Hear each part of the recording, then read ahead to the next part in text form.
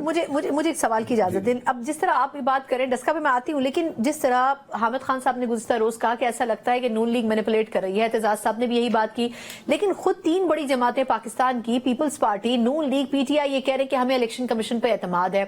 ایک سانس میں آپ یہ کہتے ہیں کہ لیول پلینگ فیلڈ نہیں ہے، اگلی سانس میں آپ یہ کہہ دیتے ہیں کہ ان پہ اعتماد ہے، تو اس کا مطلب پھر کیا ہوا؟ اصل میں جس پہ ان سب کو اعتماد نہیں ہے اس کا یہ سب نام نہیں لے سکتے.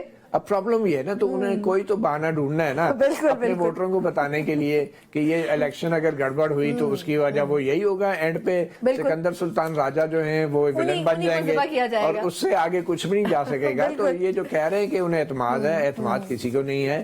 پی ٹی آئی نے ریٹرننگ افسروں کو چیلنج کیا اور اس وجہ سے اسٹے ہو گیا اور اتنا بڑا ہنگامہ مچا. دوسری طرف پی ٹی آئی یہ بھی توقع کر رہی ہے کہ کاغذات نامزدگی کی تاریخ میں توسیع ہو. جمعیت علماء اسلام بھی، ایم کیو ایم نے بھی آج مطالبہ کر دیا ہے.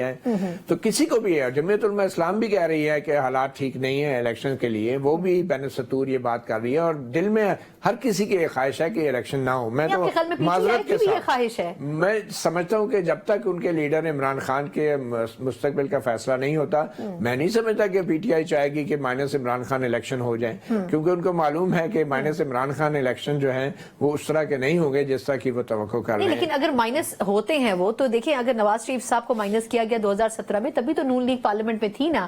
اس سے پہلے بھی جب مائنس ہوئے وہ 10 سال مشرف صاحب کے دور میں، تب بھی نون لیگ پارلیمنٹ میں تھی.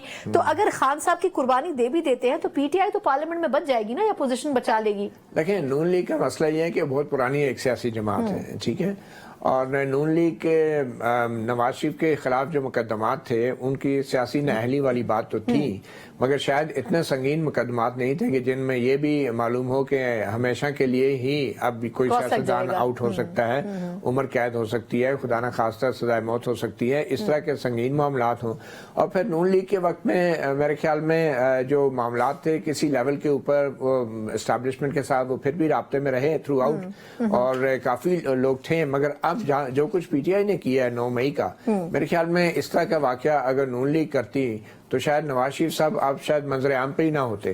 مگر ایسا واقعہ اس ایسے وقت میں ہوا ہے کہ جس وقت میں اس طرح کے انتہائی اقدام یا انتہائی فیصلہ عمران خان کے حوالے سے کوئی بھی ادارہ نہیں لے سکتا کہ جس طرح کا انتہائی فیصلہ جنرل ضیاء الحق کے دور میں ذوالفقار علی بھٹو کے حوالے سے لے لیا گیا تھا. تو اب حالات بدل گئے. لیکن اس میں مجھے